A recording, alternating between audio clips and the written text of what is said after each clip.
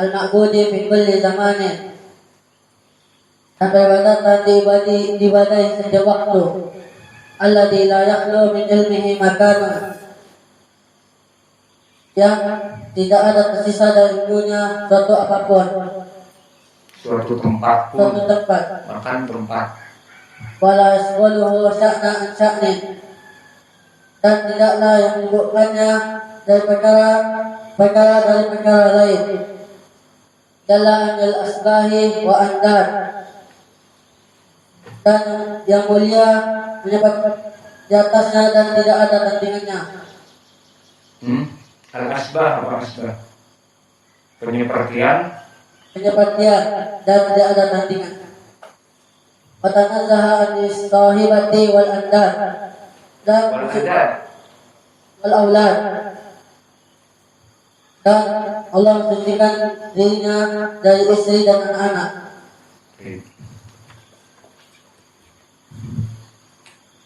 Khalas. Intahal waqt, lakin sebelum kita tutup, karena pelajaran akidah, maka kita harus menjelaskan juga dari poin yang kita baca ini, meskipun hanya sedikit.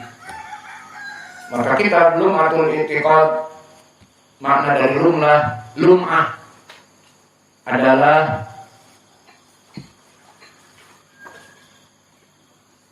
suatu cahaya penerang, dan i'tiqad adalah keyakinan yang jazim di dalam hati, jamak dari aqd. Maka maknanya lum'atul i'tiqad adalah suatu keyakinan dari cahaya yang benar, cahaya keyakinan yang benar.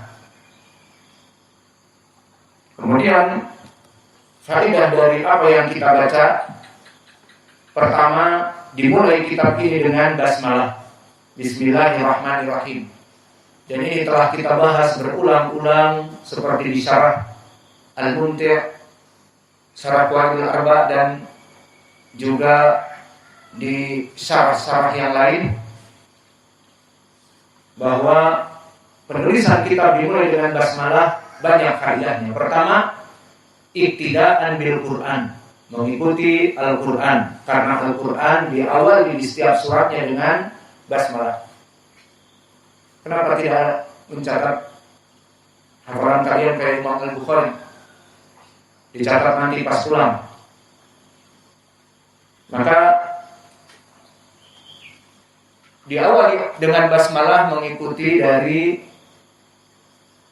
Al-Quran, diawali dengan Al-Basmalah setiap surat-suratnya, kecuali surat apa? Taubah. Dan yang kedua, mengikuti sunnah fi'liyah, sunnahnya Nabi.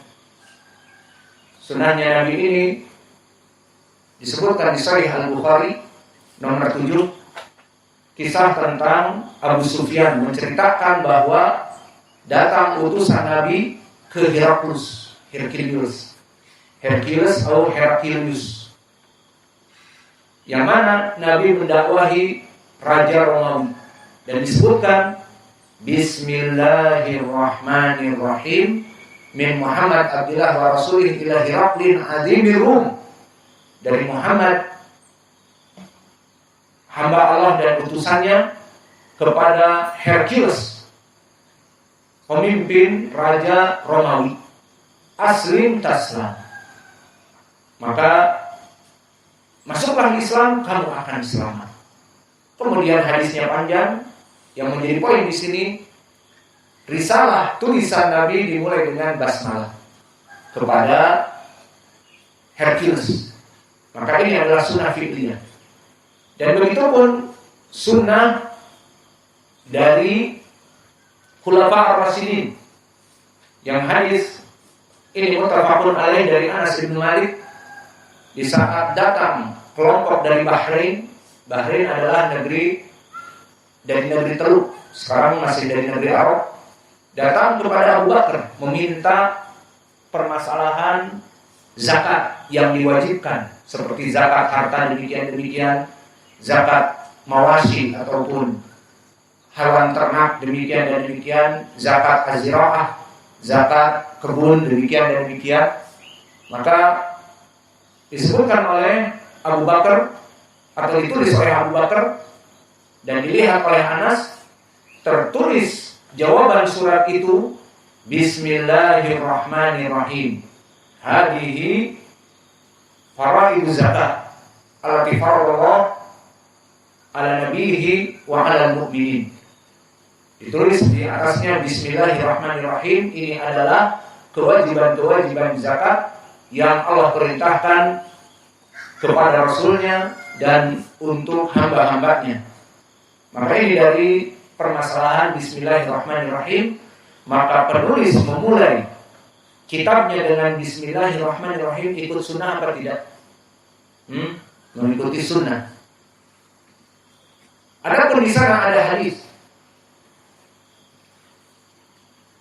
tentang keburukan bagi yang tidak memulai dengan basmalah dan keutamaan memulai dengan basmalah.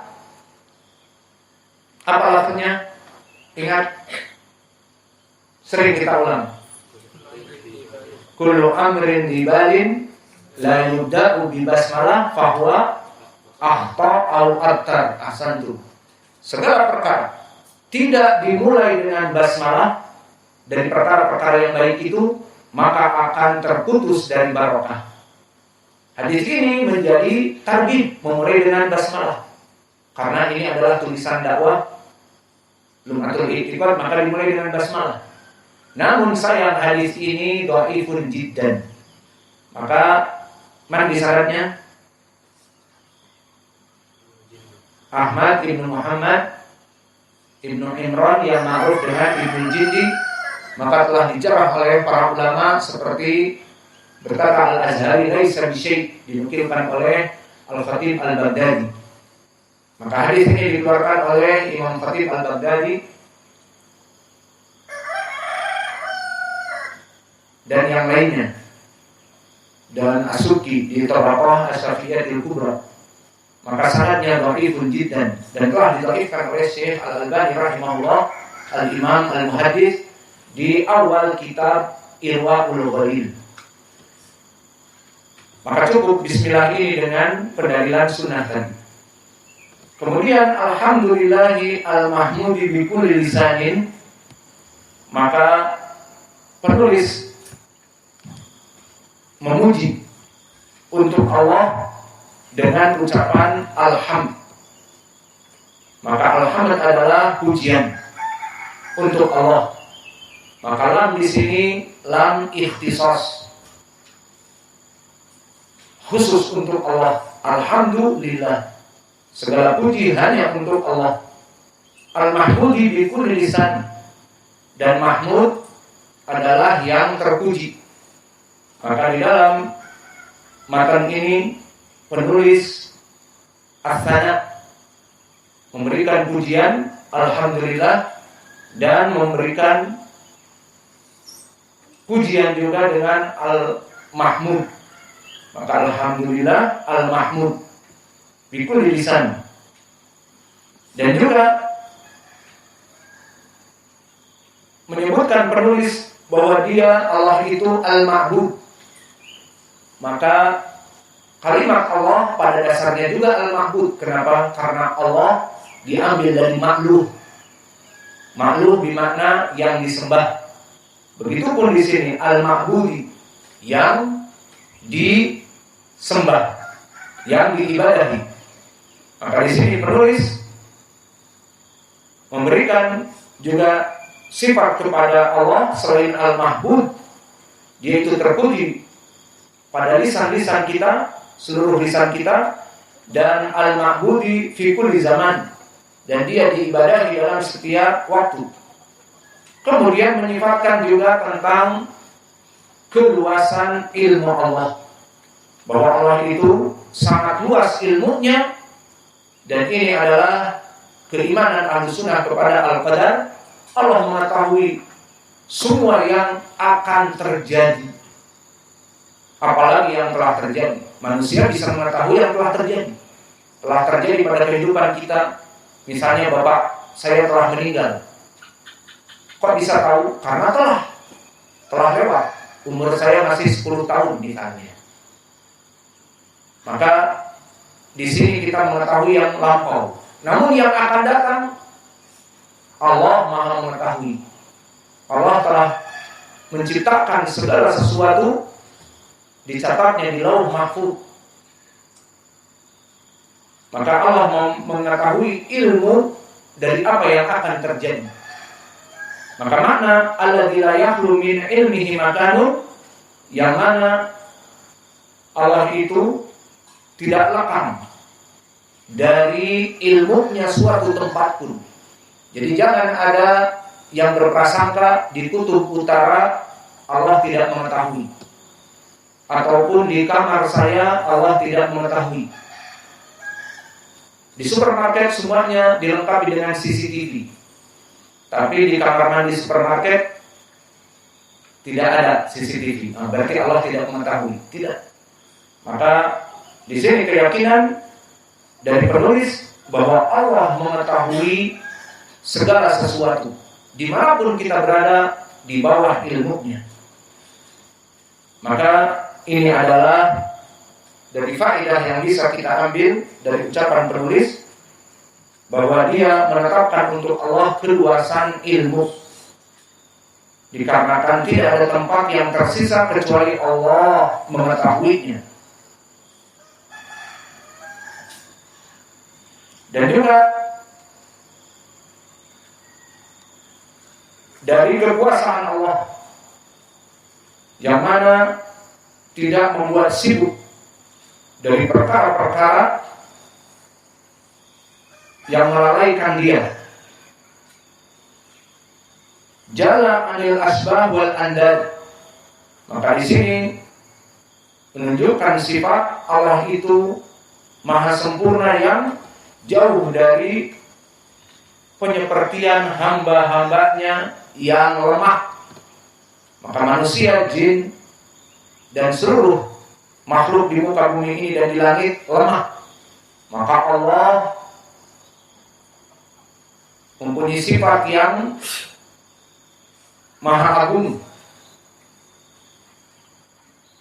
dan maha mulia dari segala makhluknya. Maka makhluk tidak boleh disifatkan dengan Allah. Bahwa kita ini lemah dan kita butuh kepada Allah, berbeda dengan Allah yang tidak butuh kepada siapapun. Walam yakun lahu kufuwan ahad. Al-Qira'ah Al-Kisai, walam yakun lahu kufuwan ahad. Maknanya nothing compares to Allah. Allah tidak ada tandingannya, tidak butuh kepada makhluknya. Wa tanazzaha anis sahibati wal aulad. Makna tanazzah adalah tuqaddisuhu, at-taqdis. At-tanzih bimana at-taqdis, mensucikan dari sifat membutuhkan istri dan dari sifat mempunyai anak. Maka mungkin kita cukupkan kajian kita di sini. Maka di sini matan ini dihafal, dan nanti akan kami tanya kalau sudah hafal kenapa i'rabnya majrur, al-ma'budi kenapa majrur, dan wal andadi kenapa majrur. Maka dihafal juga diketahui i'rabnya. Siap? Contohnya kalian menghafal Alhamdulillahi al-mahmudi. Nah, kenapa mahmudi? Saya hafal mahmudi. Oh, karena dia sifat untuk Allah. Kemudian jala anil asbahi wal andadi. Kenapa anil asbahi? Oh, karena dia majrur, karena masuk anil asbahi. Terus wal andadi, kenapa al andadi majrur juga? Karena dia maktuf, maka wawunya wawu atifah. Baik. Jadi antum hafal juga dengan mengetahui i'rabnya, karena nanti akan kami tanya selain terjemah dan juga selain itu ditanya i'rabnya, terutama i'rab. Antum gimana pelajaran kita? Susah apa mudah? Mudah ya, alhamdulillah. Wa nakfilahna Jazakumullahu khairan.